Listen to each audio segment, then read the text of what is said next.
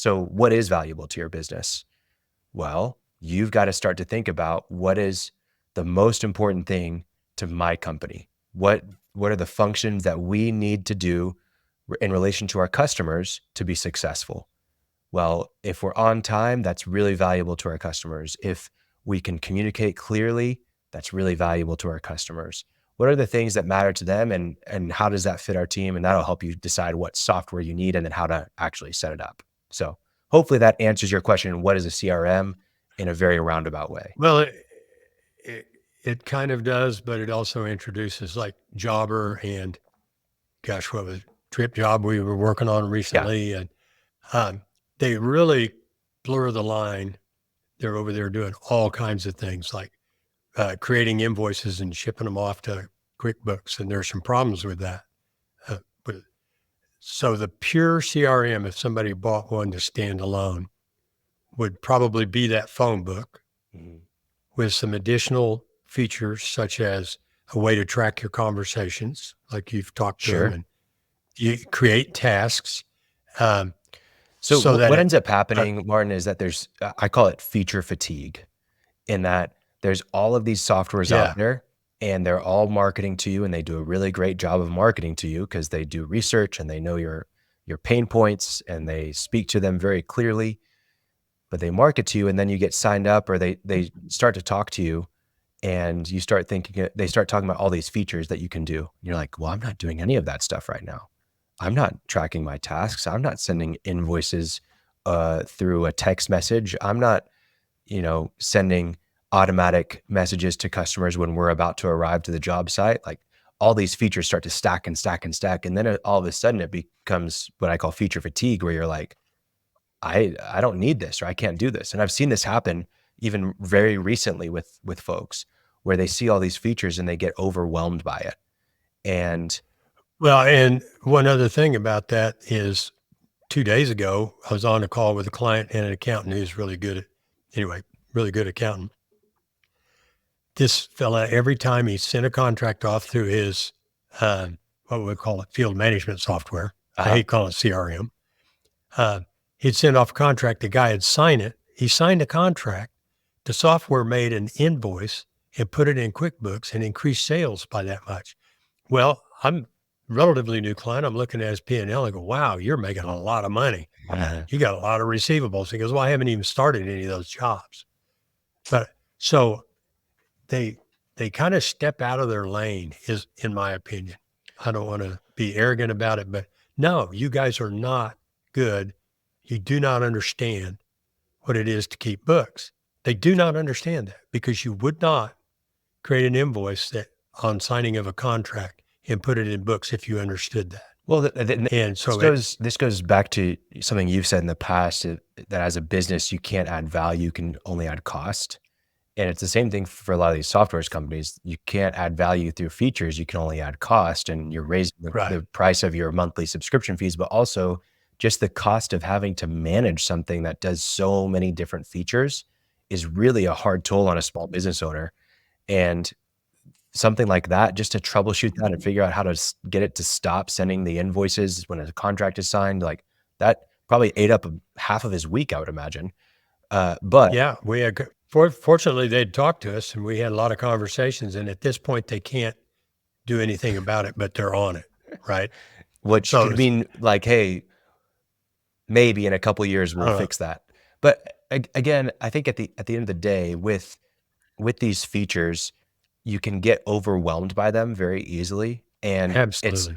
it's more about it's not about understanding what this software can do for us. It's about what we need specifically from this software, and then only focusing on that. And then when you're ready for the next phase, maybe you can introduce one of the features, but really understanding exactly what you need from the beginning can really make it a lot easier for you going forward.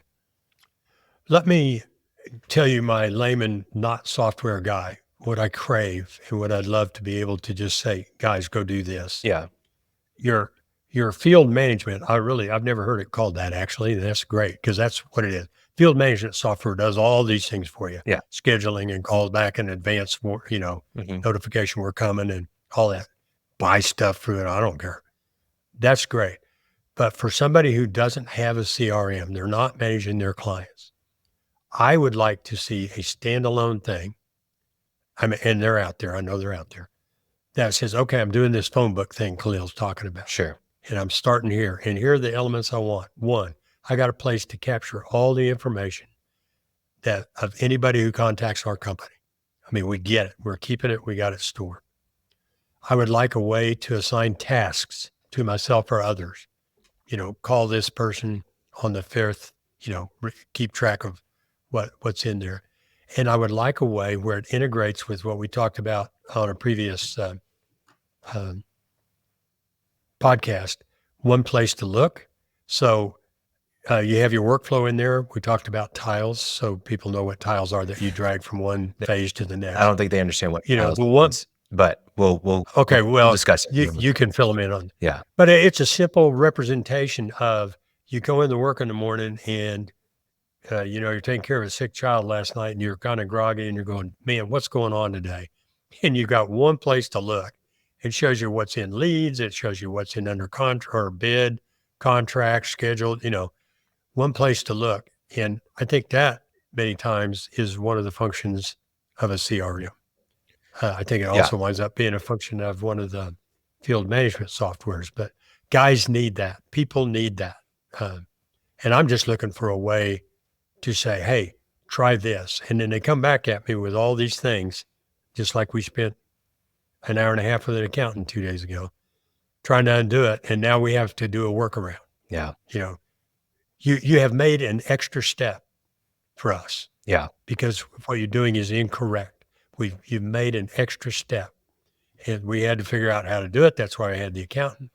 And now we've got a more complex process. So anyway, so any pointers on that of how to keep it simple, stupid, right? Yeah. So there are literally probably thousands, definitely hundreds of free CRMs that will do exactly what you're talking about.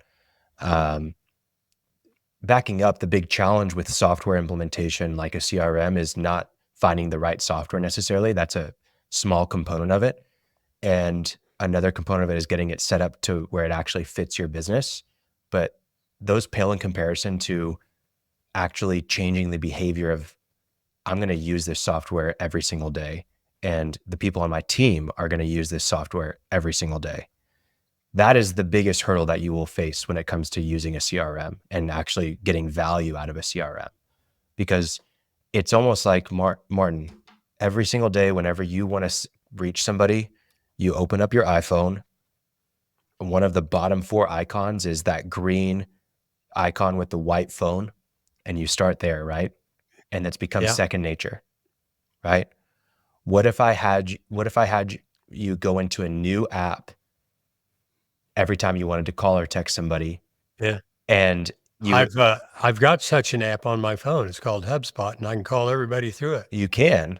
And I don't call anybody through it. And you don't use it, right? So instead of going to a green icon, you're going to go to a different icon. Instead of typing their name and searching for them, let's say that you have to voice search for them, right? It would just be it's a different step-by-step process that you have to use. And even something as small as just changing the color of the icon can be a challenge because it's a habit. It's something that we're triggered by that green icon. It's in the bottom left corner for me, and maybe it's somewhere else for you. You just click on it, you know exactly where to go, right? So when you're dealing with software, the biggest thing is behavior change. And so what are the things that are going to allow you to change that behavior the easiest? That's what you have to understand. And that's why feature fatigue is a real thing.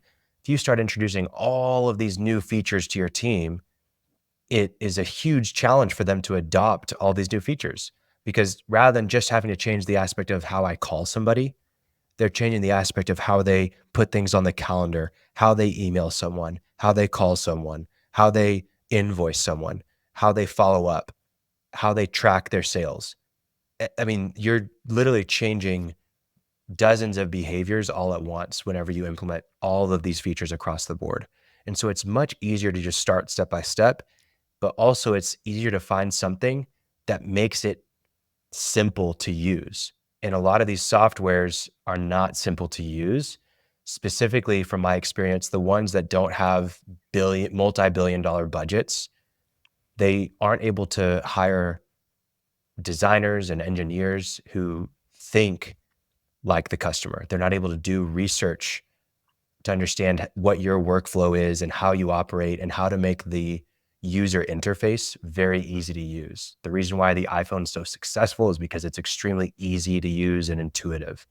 Same thing, if you can find these larger softwares, especially if you're looking for a free version, don't go with if the website's weird, if you don't feel like the app is extremely intuitive, just stay away.